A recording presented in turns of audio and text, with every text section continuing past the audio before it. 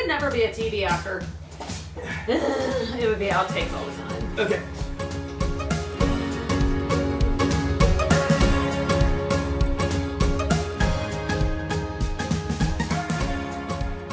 Hey everybody, here we are again with Becker answer. Yay. Always prompting me.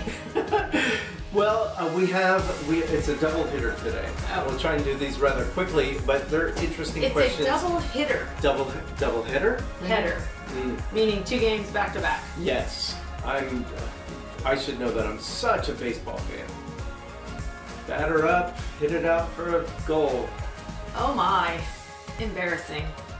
Okay, so 2 questions. We're going to kind of combine them into one because they're kind of go together. All right, combine it for me. What do you think? Okay, well, Fred and Bobbie have been successful in a tough industry, which is show business, it says. So, what is the key to your success? And the second part of that is, are you working on anything new? Okay. So, what do you think the key to... There's a lot to say. Boy, that's a lot, yeah. I could summarize a couple of things. Okay, you go, and I've got 2 elements I can think of. I think, A, you were successful long before you met me, but you were successful because you just kept working on your craft. No matter what, you just kept working. Until you had persistence, a core act that you knew worked. You were constantly, I'm not saying you stopped working, because that's going to roll into the next thing. But flight time. I put a lot of hours on stage. The routines that were successful were really written through repetition, just doing them over and over again. Might not have been as successful in the beginning, but because of feedback that you got from people who watched. Honestly, they were successful enough that they kept getting on stage. Yeah. Because some things that fall completely flat, like I try them 3 times and get like no reaction, they pretty much never. They get pulled. Yeah.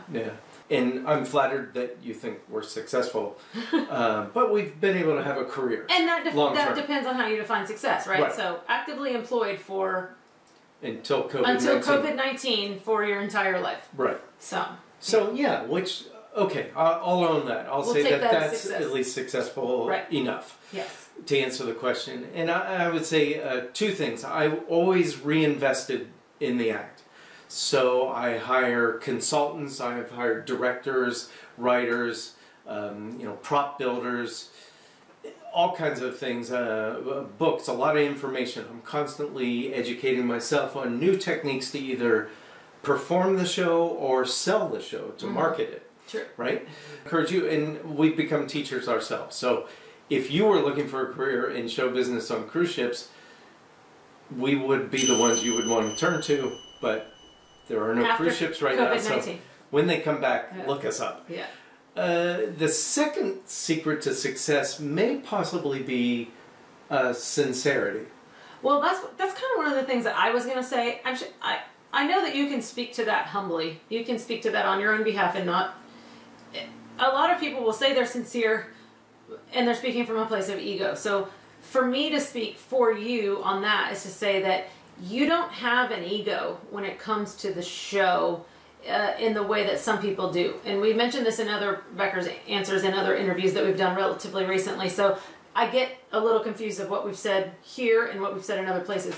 But ultimately, I do think that you truly do this business because you want to make people laugh. That's a huge part of it. Yeah. But I think also both of us on stage, what we put across comes from a real place. Yeah, we don't have any... we're not acting, we're just putting out the best possible... amplifying parts of our personality, I think, on stage. But we're not playing characters other than who Fred and Bobbie really are. Truthfully, I think that there is something to be said as well for you loving what you do so much that it's not... I mean, you love magic, you love the craft, you love the art, you love the people, you love everything about it, and truly loving it and not seeing it as a job or a chore. The rhetorical game, what would you do if you won $100 million lottery? Yeah. Right? And my answer has always been, and it's never changed, I'd have a much better show. Yeah. In other words, I wouldn't change anything about what I do. It would just be I would have the resources to put out an even better show than I have now. Yeah. But I'd probably still, I'd still want to work on cruises. I'd still want to go entertain people and all that. Like if we won $100 million, I would be like, he's solo again. I have a golden doodle and a cat, and I'm at home now. But I wouldn't want that. I still want you on stage with me. I know. I get joy from that.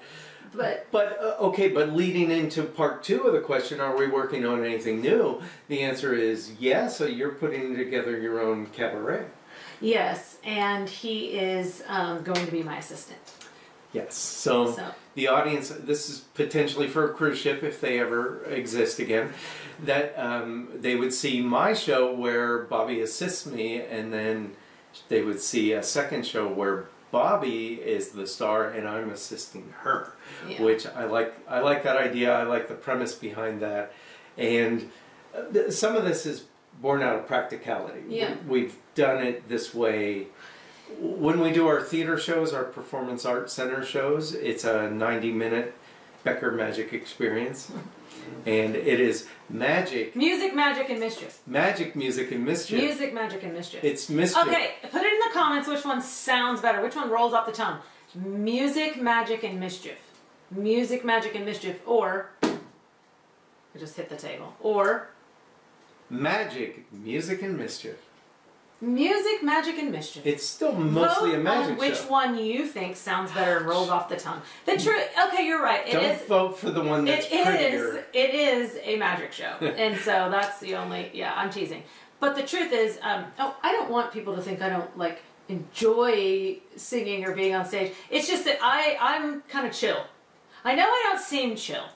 I know I don't seem chill. When does that happen? When is it chill? When she's asleep? I can take it. I can leave it. Whatever happens. Maybe that's why the pandemic has been a little bit easier for me, because, I'm like, okay, well, I guess we're not working right now. In the 90-minute show, Bobbie almost has no spoken lines. She sings, but she doesn't actually speak, like converse with the audience. So when it came time to her portion of that show where she's singing 4 or 5 songs. I'd sing 3 songs in that portion. In that portion, yeah. So she didn't want to do the interstitial introduction of the songs between each. I thought it would be funny if he did it finally, because I've been assisting him. I became her assistant, and I would come out and basically MC her music spot. And that got to be kind of fun, and we worked up some bits of business that we could do together, and now we're trying to expand that. So that's new for Becker's. And yes, you've got a couple other things that you're working on in your magic room right now. Yeah, basically for 2 reasons. And mostly, I leave all of that up to him until he goes to show it to me, and then I critique it. I put in 1,000 hours of it, and she goes, "That's crap. Don't do it." Yeah, something like that. It's very hurtful. Oh, please. But I'm looking at a 2-prong attack. We've been doing some performances online.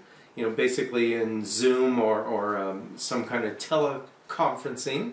So I'm trying to work up material that works really well long distance, so that people can still enjoy a live-ish performance, an interactive performance, even though we can't get together. Right. So that's happening immediately. And then I'm also looking ahead to when we can do live performances, but there's still social distancing. What they might look like, yeah. So I can't have audience members handle things the same, or come up and do things on stage the same way they used to. There's a lot of things. So are we working on anything new? The answer is yes.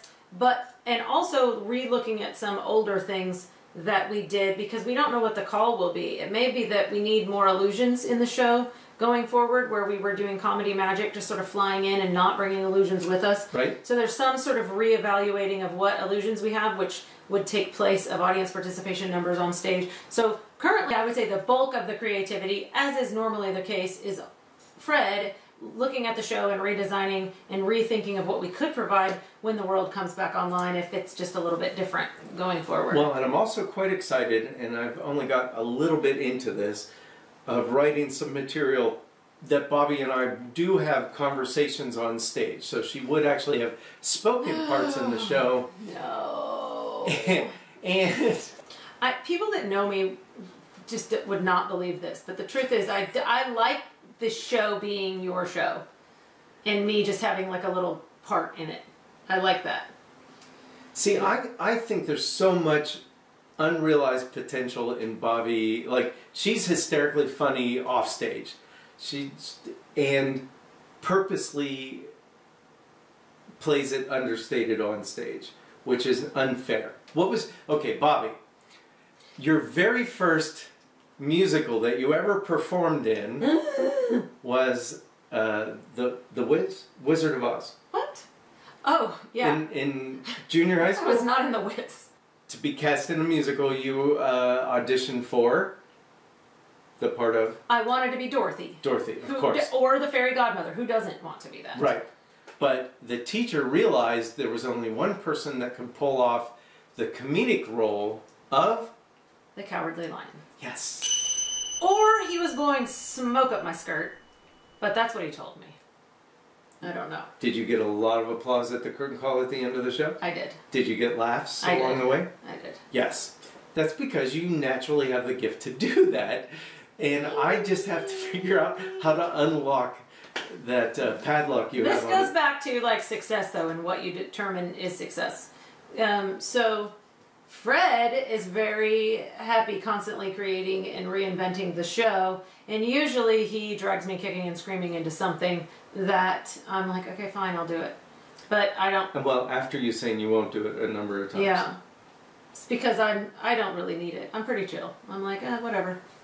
Whatever has to happen will happen. Right. That's kind of how I live my life. I float through the world a little bit. But you're really good at it, and I appreciate... No. I'm really good at floating.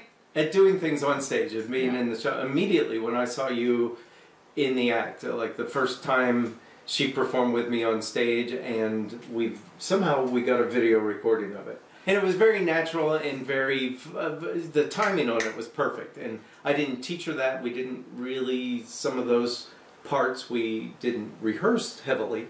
They just came out naturally. I'm just a dork and it comes out on stage. And this video I'm is a getting dork as well, so. Way too long, as usual. We ramble. I mean, the two of us cannot, you should just start doing Becker answers, one singular Becker, and maybe it would go faster for people.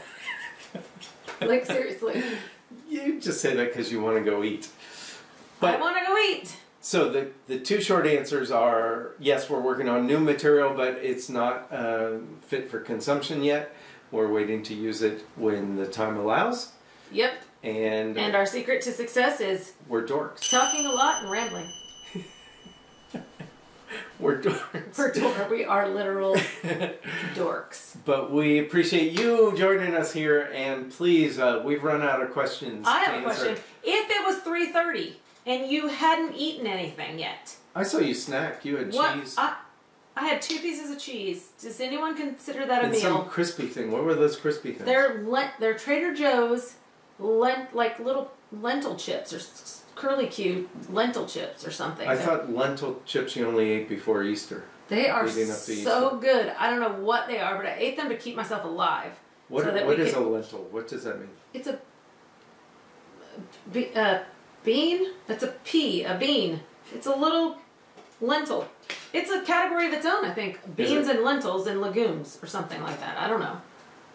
Anyway, if you hadn't eaten by 3:30 in the daytime, other than a couple of lentil chips and some cheese, you would also be hangry, wouldn't you? All right, not to revisit it, but what Becker answered. Oh, no. What are we going to eat? I'm going to Culver's. We're going to Culver's. So, if you haven't, go back and look at one of our previous Becker answers, which was all about her favorite fast foods. Because he tends to starve me out when we're filming these, and then basically... It's the only way I get her to do this is to promise food, like it's carrot and stick. I'm starved in all of them. I'm starved in all of them. And I promise her food if she goes and sits in front of the camera. I get like super hungry, and then I get even crazier than already. Yes. Somebody send some medication. Okay. Okay. So, yes, in the please form of ice cream. Ask us some questions below, and we will we'll start Bobbie until she agrees to answer that. I need food. All right. Peace out, everybody. Bye.